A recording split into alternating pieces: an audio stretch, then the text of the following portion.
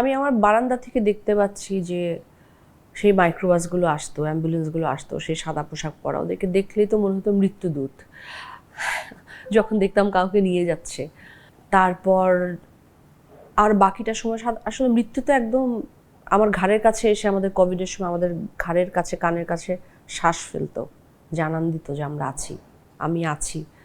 তো নানান রকম মানসিক স্বাস্থ্যের ভেতর দিয়ে, মানসিক স্বাস্থ্যের যে প্রতিবন্ধকতা হয় সেগুলোর ভেতর দিয়ে আমরা সবাই কম বেশি যাচ্ছিলাম।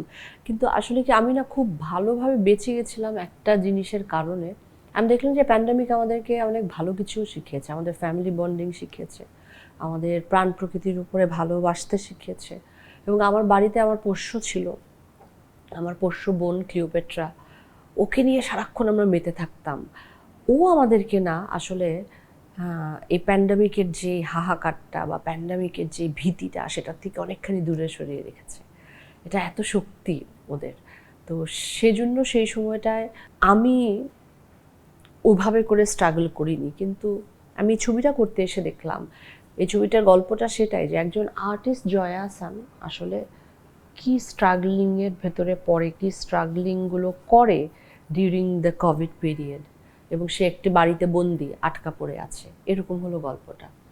আর সেই একাকিত্ব না হলেও এখনকার একাকিত্ব, বা এটা সবারই তো, সবার ভেতরে তো একটা হলো ফিলিং থাকে, আর্টিস্ট হিসেবে বলুন, মানুষ হিসেবে বলুন, সেটা তো আমার ভেতরেও, আপনার ভেতরে, সবার ভেতরে সে একাকিত্ব আছে।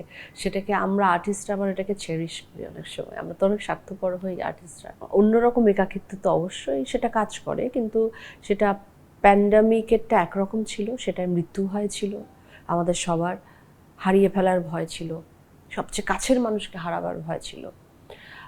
আর এখন হচ্ছে অন্যরকম একটা সিচুয়েশন হয়তো, বাট হ্যাঁ, একাকিত্ব তো থাকে, কিন্তু সেটাকে ডিল করবার শক্তিও আমাদের আছে।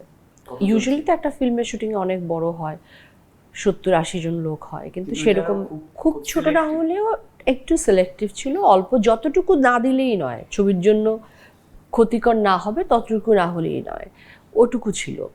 এবং খুবই প্রিকশন নিয়ে শুটিংটা করেছিলাম, এমন কিছু করিনি যেখানে কেউ কোনো বিপদের মুখে পড়তে পারে। আপনার কোয়ার্টিস্ট ছিল মহসিন আক্তার, ও তো খুব ভালো, তো শক্তিশালী, ও নিজেকে প্রুভ করেছে অলরেডি।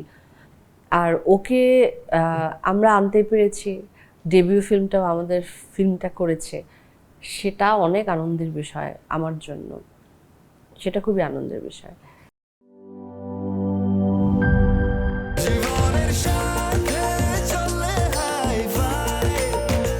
স্বাস্থ্যকর অল টাইম ফ্যামিলি কেক, সব সময় অল টাইম হেলদি লাইফ।